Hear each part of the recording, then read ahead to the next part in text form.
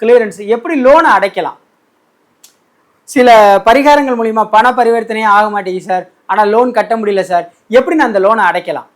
இது வந்து எல்லாருக்குமே ஒரு உண்டான ஒரு விஷயந்தான்.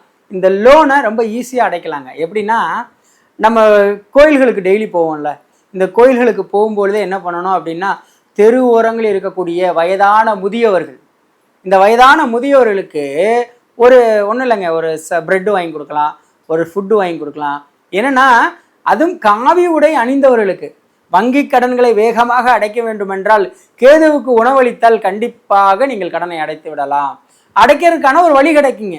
இப்போ இன்னொரு விஷயம் சொல்கிறேன், இந்த பூர்வீக சொத்துக்கள், இந்த பூர்வீக சொத்து நிறைய பேருக்கு கிடைக்கிறது இல்லை, எங்களுக்கு இந்த பூர்வீக சொத்து வரல. ஒன்று நன்றாக தெரிந்து கொள்ளுங்கள், உங்களுடைய தாத்தா செய்த கர்மம் பேரனுக்கு தான் வருமே தவிர தந்தைக்கு வராதுங்க. தாத்தா சொத்து பேரனுக்குன்னு சொன்னாங்க, தாத்தா கர்மாவும் பேரனுக்கு தான். எப்படிங்க? தாத்தா கர்மாவும் பேரனுக்கு தான், அப்பாவுக்கு கிடையாது. அப்போது தாத்தா சொத்து பேனா, அப்போ என் பேரன் பாருங்க கஷ்டப்படுறான், ஒரு கல்யாணம் ஆக மாட்டேங்குது, அவனுக்கு ஒரு வேலை கிடைக்க மாட்டேங்குது, அவனுக்கு கல்யாணம் ஆகி டிவோர்ஸ் ஆகிட்டு அப்படின்னா தாத்தாவோட கர்மா தான் பேரனுக்கு. இதுதான் முன்ஜென்ம கர்மான்னு சொல்கிறது. தாத்தாவுடைய சொத்து நமக்கு வந்தால் மட்டும் போதும்னு நினைக்கக்கூடாதுங்க. அவருடைய கர்மா வந்துச்சுன்னா அதை எப்படி சரி பண்ணணும். சார், நீங்கள் யாராவது பூர்வீக சொத்து உங்கள் தாத்தா சொத்து உங்களுக்கு கொடுத்து அது மூலிமா உங்களுக்கு நெகட்டிவ் நிறைய நடக்குதுன்னா ஜாதகம் போட்டு பார்த்து அதுக்கான பலன்களை தெரிஞ்சுக்குங்க.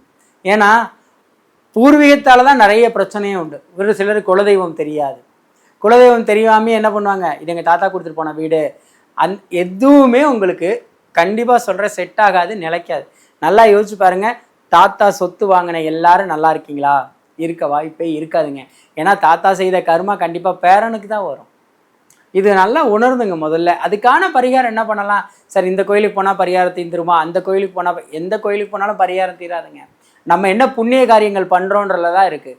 இப்போது ஒரு உணவு, எல்லாரையுமே உணவு தானம் பண்ணுன்னு சொல்லிட்டோம்னா மற்றவங்களுக்கு என்ன மாதிரியான தானம் பண்ண சொல்கிறது முடியாது. அப்போ இந்த பூர்வீகத்தால் வரக்கூடிய பிரச்சனையை சரி செய்யணும் அப்படின்னா அநாத ஆசிரமங்களில் இருக்கக்கூடிய குழந்தைகளுக்கு உங்களால் முடிஞ்ச உதவியை செய்யுங்க. கண்டிப்பாக ஒரு மிகப்பெரிய ஒரு பூர்வ புண்ணியம் ஆக்டிவேட் ஆயிரும் உங்களுக்கு. ஏன்னா அவங்களுடைய அம்மா அப்பா யாருன்னு நமக்கு தெரியாது அந்த ஜென்ரேஷனுக்கு. அவர்களுக்கு உங்களால் முடிந்த உணவுகளோ அல்லது உடைகளோ மற்ற ஏதாவது பொருட்கள் நீங்கள் உதவி செய்யும் பொழுது கண்டிப்பாக உங்கள் பூர்வீகத்தில் மிகப்பெரிய ஒரு சக்ஸஸ் கிடைக்கும், கிடைக்காம இருக்காது. சார், வேலையே கிடைக்க மாட்டேங்குது, அப்போ உங்கள் தாத்தாவை சொத்து கொடுத்துருக்காரா, அப்போ என்ன பண்ணணும், இந்த மாதிரி புண்ணிய காரியங்கள் பண்ணிக்கிட்டிங்கன்னா ஆட்டோமேட்டிக்காக உங்களுக்கு மாறிடும். சரிங்களா?